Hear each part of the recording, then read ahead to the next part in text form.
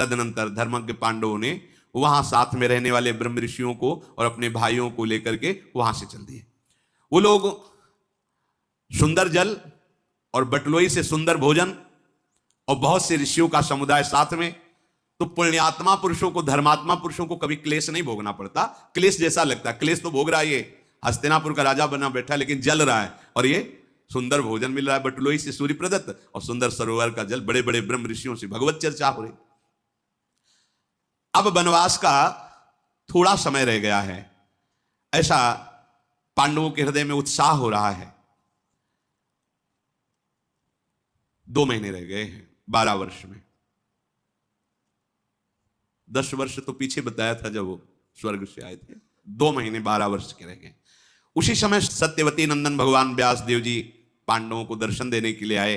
पांडवों ने देखा भगवान व्यास देव जी आ रहे, दौड़ करके आगे बढ़े, साष्टांग प्रणाम किया, आसन पर बैठा। पांडव आनंद में मगन हो रहे हैं। युधिष्ठिर जी अर्घपाद्याद दे करके पूजा कर रहे हैं व्यास जी की। धर्मात्माओं में श्रेष्ठ महाराज युधिष्ठिर, मैं तुम्हें कुछ कहने आया हूं, भगवान व्यास देव जी ने कहा। जिसकी तपस्या परिपक्व नहीं होती वो हम लोगों के दर्शन नहीं पा सकता है। अभी है भगवान व्यास देव जी, देवर्षि नारद जी, ये सब महापुरुष हैं, पर उस कोटि का भजन हो और जैसा तुम्हें आनंद मिल रहा है ऐसी उपलब्धि नहीं मिल सकती कि सब ब्रह्म ऋषि जन घेरे हुए हैं। संसार में मनुष्य बारी बारी से भोगता है, कभी सुख, कभी दुख, कभी मान, कभी अपमान। कोई भी जगत में ऐसा पुरुष नहीं है जो जन्मा हो और मरा ना हो। कोई ऐसा नहीं है जिसको सुख ही सुख प्राप्त हुआ, दुख ना प्राप्त हुआ हो। उत्पत्ति, स्थिति, लय जिसके द्वारा होती है, उस परमात्मा को जान लेने के बाद फिर ये दुख सुख, जन्म मरण ये नष्ट हो जाता है। हे युधिष्ठिर, विवेकी पुरुष को उचित है कि जब उससे सुख सामग्री प्राप्त हो तो उसे उचित सेवन करके दूसरों की सेवा में लगा देना चाहिए, और जब बिना धर्म किए दुख भोगना पड़े तो उसे धैर्यपूर्वक भोग लेना चाहिए। इससे क्या होगा, उसका प्रारब्ध नष्ट हो जाएगा और उसे भगवत मार्ग मिल जाएगा। पर यहां हम लोग उल्टा करते हैं, जब सुख आता है तो अभिमान करके फूल जाते हैं, दूसरों को नीचा दिखाते हैं, और जब दुख आता है तो बड़े दुखी हो जाते हैं, हाय हाय करने लगते हैं, निराश हो जाते हैं। नहीं, आगे बढ़ना है।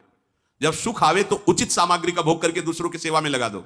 जब दुख आवे तो धैर्यपूर्वक नाम जप करते हुए सह जाओ, तुम्हारा प्रारब्ध नष्ट हो जाएगा, भगवत मार्ग प्रकाशित हो जाएगा।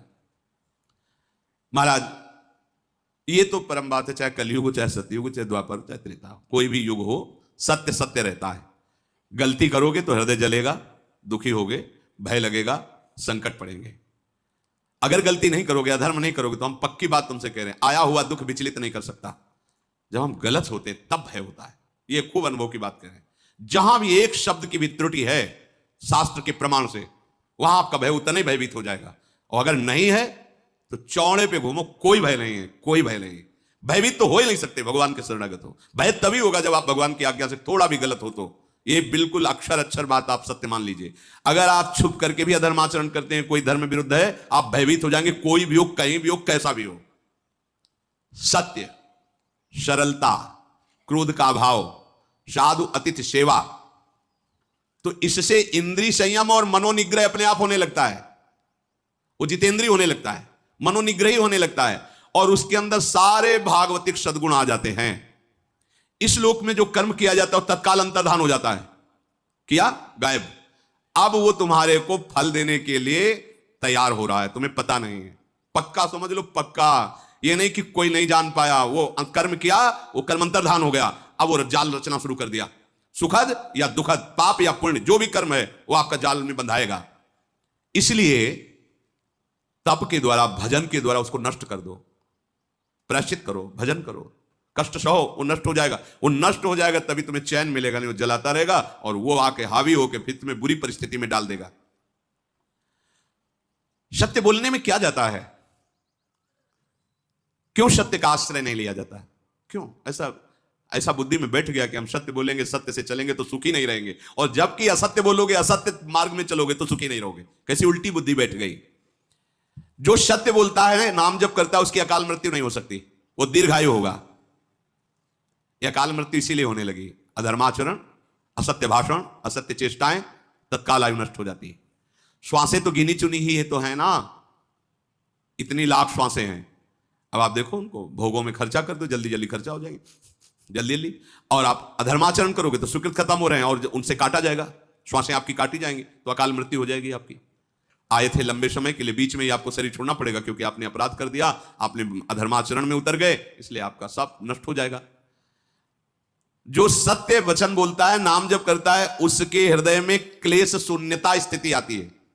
कभी कोई क्लेश छू ही नहीं सकता। बता तो रहे, ये जंतुर बांधने से नहीं होगा। भाई काले धागे में जंतुर लियो, बांध लियो, तुम्हारे हृदय में क्लेश नहीं होगा।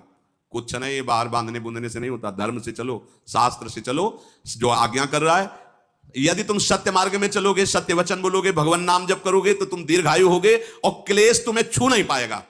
क्लेश शून्यता आपके हृदय में आ जाएगी, तुम्हारा स्वभाव सरस हो जाएगा, क्रोध सहने की क्षमता आ जाएगी, दूसरे में दोष नहीं दिखाई देंगे। वही परमानंद पद को प्राप्त करता है जिसके अंदर ऐसे लक्षण होते हैं। हे युधिष्ठिर, तुम इंद्रियों को संयम में रखना, बड़े से बड़े क्लेश को सह जाना, उस समय विचलित होकर कोई उसके अनुसार कार्य मत कर देना, तो तुम देखना तुम्हें ऐसी संपत्ति मिलेगी जिसको तुम सोच भी नहीं सकते। हम लोग बाहरी संपत्ति को संपत्ति समझते हैं। कितना आनंद होता है जब कोई गाली देता है, अपमान करता है, आपका हृदय शांत रहता है, तो आपको खुद लगेगा कि कितनी कृपा है हमारे ऊपर प्रभु की, हमें प्रभु ने कैसी सामर्थ्य दी है, उनकी कृपा से हृदय शीतल हो रहा है। और जो धर्म से कमाए हुआ थोड़ा भी दान करता है, तो उसके बराबर बहुत बड़ा दान भी समानता नहीं कर सकता, जैसे मुद्गल ऋषि ने किया। तो युधिष्ठिर ने पूछा, महाराज मुद्गल ऋषि ने क्या दान किया जिसकी आप चर्चा कर रहे हैं? मनुष्यों में धर्म को प्रत्यक्ष देखा जाता है, आप कह रहे हैं कि उसकी समानता कोई नहीं कर सकता जो धर्म से कमा करके और फिर दान करता है। तो व्यास जी ने कहा कि एक मुद्गल नाम के ऋषि थे, वो सील उंच वृत्ति से जीते थे। जो बाजार में दाना गिर जाता है उसे उंच कहते हैं, और जो खेतों में किसान का अधिकार खत्म हो जाने के बाद वो अपने अनाज काट ले गया, उसका अधिकार, उसमें जो दाना वाली पड़ी है उसको बीन ले, तो उसे शीलोंच वृत्ति, ये सबसे बड़ी पवित्र वृत्ति मानी जाती है। ये भजन करने की सबसे ऊंची वृत्ति है। वो शीलोंच वृत्ति से जीविका चलाते थे। उन्होंने जीवन में कभी किसी की निंदा नहीं की थी। वो सदैव सत्य बोलते थे, और उनका एक व्रत था कि यदि उनके दरवाजे पे कोई अतिथि आ जाए तो जो भी अन्न प्राप्त हुआ, चाहे सब पा जाए, वो रोकते नहीं थे। वो सदैव 15 दिन में एक बार शीलोंच वृत्ति के द्वारा प्राप्त हुए अन्न से अपना उदर भरते थे परिवार सहित। 15 दिन में एक बार, 15 दिन के लिए गए, शीलोंच वृत्ति की, जो मिला, फिर 15 दिन तक नहीं, फिर 15 दिन ऐसे। अब शीलोंच वृत्ति में कोई थोड़ी कुंतल 2 कुंतल मिल जाएगा, किसान काट ले गया अपना अधिकार, तो ऐसे कह रहे हैं कि एक बहुत से बहुत एक द्रोण अन्न मिलता था। एक द्रोण का तात्पर्य होता है 16 शेर, किलोग्राम ज्यादा होता है, शेर शायद हल्का होता है, तो 16 शेर पूरा खेतों से सब जगह एकत्रित करते थे। ऐसा सबसे बड़ी बात थी कि उनके मन में ईर्ष्या नहीं थी, और पूर्णिमा के दिन अगर कोई आ गया तो कुछ भी मांग ले वो दे देते थे। मुद्गल ऋषि बड़े आनंदित होकर ऐसे भजन कर रहे थे। अब उनके भजन का फल आया, दिगंबर वेश, पागलों जैसी चेष्टा, उत्तम व्रत का पालन करने वाले दुर्वासा जी पधारे वहां। उनकी चेष्टाएं ऐसी मालूम देती जैसे कोई पागल हो, और आकर कहा कि मैं भोजन की इच्छा रखता हूं, मुझे भोजन करा दो। मुद्गल ऋषि ने उनकी चेष्टाएं देखी, एकदम पागलों जैसी चेष्टाएं। का स्वागत है, स्वागत है, पाद्य अर्घ आदि दे करके उनको प्रणाम किया और बैठा ला। तो जो शीलोंच वृत्ति से अन्न एकत्रित किया था 15 दिन अपने परिवार के पाने का, सारी रसोई खा गए। और भोजन, तो कहा कि हमारा शीलोंच वृत्ति से इतना ही एकत्रित हुआ था। तो जो जूठन भी थी उसको भी थाली पोंछ पोंछ के अपने शरीर पे से लगा के चले गए। अब 15 दिन बाद ही शीलोंच वृत्ति करनी। पूरा परिवार 15 दिन भूखा रहा, निराहार रह करके 15 दिन बाद फिर अन्न के दाने बाजार और खेत में बिनने गए। जो कुछ मिला उसे तैयार करके रखा, और जो दिन पाने का था फिर आ गए दुर्वासा। भूख लगी, सब फिर पा गए। 6 बार ठीक पाने के समय आ जाते और सब पा जाते। 3 महीना, मतलब 3 महीना उन्होंने 90 दिन कुछ नहीं, दाना नहीं, क्योंकि उनका नियम था 3 महीना। पर उनके मन में कोई विकार नहीं आया। दुर्वासा जी बड़ी सूक्ष्मता से देखते कि भौं तो नहीं चढ़ी है, कुछ थोड़ा सा। ये धर्म है। अतिथि भूखा ना जाने पावे, गृहस्थ का सबसे बड़ा धर्म। एक रोटी दे दो, एक टुकड़ा दे दो, पर वापस मत करो, ऐसे दे दो।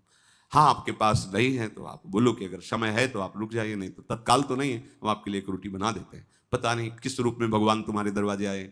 ऐसा थोड़ी कि सामने देखो पागल रूप में आए ना, महर्षि दुर्वासा है, पागलों जैसी चेष्टाएं आए हैं भगवान। नारायण किस रूप में आ जाए कुछ पता नहीं। तो गृहस्थी में, और महाराज जी कह रहे थे कि अगर साधु कुटिया बनाता है तो उसके ऊपर भी लागू हो जाएगा।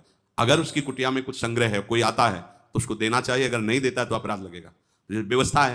तभी कहा बाहर निकलो प्रसाद पवाने के समय, देखो कोई भूखा कोई ऐसा तो नहीं है, अगर है तो उसको प्रणाम करो। आप प्रसाद पाएंगे? हाँ पाएंगे, वही दे दो। ठीक है, आप ऐसे नहीं तो वही दे दो। पर ये कर्तव्य करना चाहिए, बाहर निकलकर एक बार चारों तरफ देखना चाहिए। अगर कोई कुत्ता आदि भी है तो 2-4 रोटी लाए, टुकड़े डाल दे। कोई भूखा कोई ऐसा, आप प्रसाद पाएंगे? हाँ पाएंगे, 2 रोटी दे दो। हमने ये कहते जितना दे दो। दुर्वासा जी ने देखा कि पूरा परिवार भूख से पीड़ित है, पर मुद्गल ऋषि के हृदय में कोई क्षोभ नहीं। बड़े प्रसन्न हुए और कहा कि तुम्हें ऐसे उत्तम लोगों की प्राप्ति होगी जो बड़े बड़े तपस्वियों को भी नहीं होती। तुम्हारे साथ मैंने बड़ा विरुद्ध आचरण किया, पर तुम्हें गुस्सा नहीं आई। मैं यही देख रहा था तुम कितना सह सकते हो। आहार प्रभवा प्राणा मनो दुर्निग्रहम चलम। आहार तो सबको प्राणों का पोषण करता, और मैंने सब छीन लिया, तुम्हारे साथ विपरीत व्यवहार किया, पर तुम्हारी इंद्रियां, तुम्हारा मन कभी हम पर गुस्सा नहीं किया, दोष दर्शन नहीं किया। इतना परिश्रम करके फिर उपार्जित करते रहो, मुझे पवाते रहे। तुम्हारे हृदय में मेरे प्रति जो गुस्सा नहीं आई, क्रोध नहीं आया। देखो ऐसे किया तो तत्काल दिव्य विमान और पार्षद देवदूत आकर प्रणाम किया और कहा उत्तम लोगों का भोग भोगने के लिए सदैव चलिए। महर्षि, ये विमान जो आया है बड़े बड़े तपस्वियों के लिए भी दुर्लभ है, आप इस पर बैठिए और चलिए। हंस से जुता हुआ विमान दिव्य तेजों में। मुद्गल ऋषि ने कहा यह विमान मेरे लिए है, कहां ले जाओगे? बोले तुम्हें परम सिद्धि मिली, यहां से जो भी लोक चाहोगे उस लोक में जाओ और सुख भोगो। ठीक है, तुम ऐसा कह रहे हो तो पहले मुझे गुण दोष की बात बताओ कि जहां ले चल रहे हो वहां गुण क्या है और दोष क्या है। देवदूत उनको गुण दोष का वर्णन उत्तम धामों, उत्तम जो लोक हैं उनका बता रहे हैं।